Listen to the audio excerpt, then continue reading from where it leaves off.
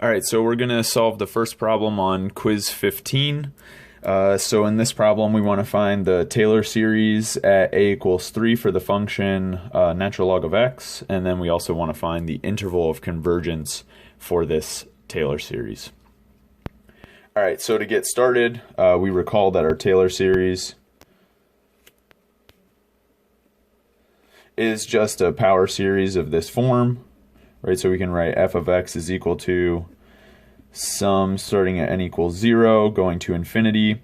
We have to take the nth derivative and evaluate at the point a in general, and then divide by n factorial, and then multiply by x minus a to the power n.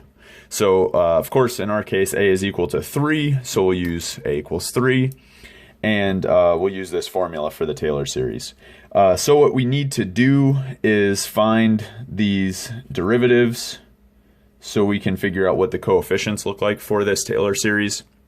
So the first thing we'll do is the 0th derivative at 3. This is just the value of the function at 3, which is of course just natural log of 3. Okay, so we got the 0th term, so for n equals 0, we have natural log of 3. And now for the first derivative at 3, we need to differentiate the function natural log of x. The derivative of natural log of x is 1 over x, and then we evaluate at x equals 3, so we get 1 over 3. For the second derivative at 3, we need to differentiate, well, we need to do two derivatives of natural log, so that's the same as differentiating 1 over x. So this will be equal to minus 1 over x squared. We need to evaluate at 3, so this is minus 1 over 3 squared, or 1 over negative 1 over 9. I'll leave it like that though. So now we need to take the third derivative at 3. So 3 derivatives of natural log of x, or in other words, the derivative of negative 1 over x squared. So this is going to be positive 2 over x cubed. And we evaluated x equals 3. And so this is 2 over 3 to the power 3, or 2 over 27. But I'll leave it in this form. And so we'll do one more derivative, and then we'll find the pattern that these derivatives are following, so we can say what the general nth derivative at 3 is equal to. So in this one, we have negative 2 times 3 divided by x to the power 4. That's the derivative of 2 over x cubed. And we need to take the value of this derivative at x equals 3, and so this gives us negative 2 times 3 over 3 to the power 4. Okay, and so what we're seeing is that we have this alternating feature, positive, negative, positive, negative. In the denominator, we're increasing the power on 3 every time. And then also we have the numerator is changing a little bit. So if you think about it, this one is like 0 factorial. This one is 1 factorial. This 2 is 1 times 2. It's 2 factorial. And this is like 1 times 2 times 3. This is 3 factorial. So what I'm saying is here we have 0 factorial times negative 1 to the power 0 divided by 3 to the power 1. Right? So we're just keeping in mind that's the first derivative, and this is the equation that we're getting.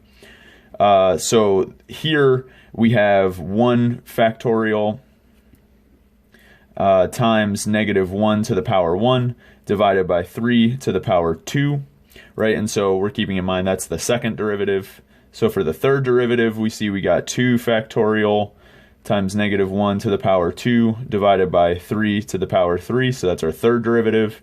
And for the fourth derivative, we have 3 factorial times negative 1 to the power 3 divided by 3 to the power 4. And so what our general nth derivative will look like at 3, and you can prove this by induction. I won't show this in this video, but it can be done. The general nth derivative is going to follow exactly this pattern, right? So here for the first derivative, we have 1 minus 1 factorial, negative 1 to the power 1 minus 1, and then 3 over 1. For the second derivative, we have 2 minus 1 factorial times negative 1 to the power 2 minus 1 divided by 3 to the power 2. For the third, we have 3 minus 1 factorial, negative 1 to the power 3 over 3 to the power 3, and the same thing for the fourth derivative. And so in general, this is exactly what we get.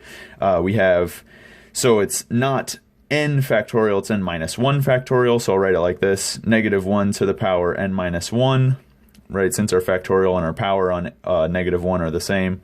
We have n minus 1 factorial divided by 3 to whatever derivative we're taking, so 3 to the power n. So this is our general nth derivative evaluated at 3, and like I said, this can be proved by induction, but either way, this is our general nth derivative. So then the Taylor series that we get looks like this.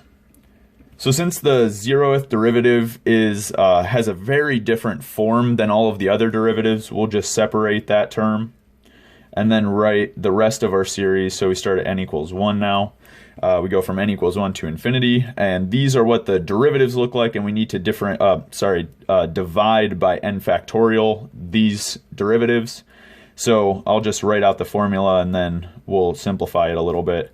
So that complicated expression divided by n factorial, and then times x minus 3 to the power n. And so what we can do is just look at these coefficients. So we have minus 1 to the power n minus 1 times n minus 1 factorial divided by 3n, and then we divide that by n factorial, which is just the same as putting n factorial in the denominator. And so if you think about it, we can write n factorial as n times n minus 1 factorial, and so all this means is that if I'm multiplying the first n positive integers, this is the same as multiplying out all of the first n minus 1 positive integers and then multiplying the nth positive integer by that quantity. And so what I'm saying is I can cancel a factor of n minus 1 factorial from these quantities, and I'll be left with a 1 over n, right, because my n factorial is in the denominator. So these coefficients simplify to negative 1 to the power n minus 1, no more stuff in the numerator. And then I have a 3 to the power n times n in the denominator. So the Taylor series will look like this. Okay, Taylor series will look like, this is at a equals 3, of course.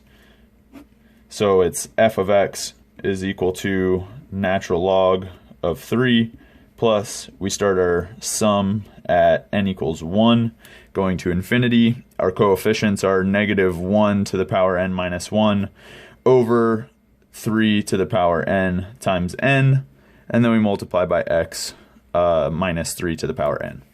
So this is our Taylor series for this function at 3.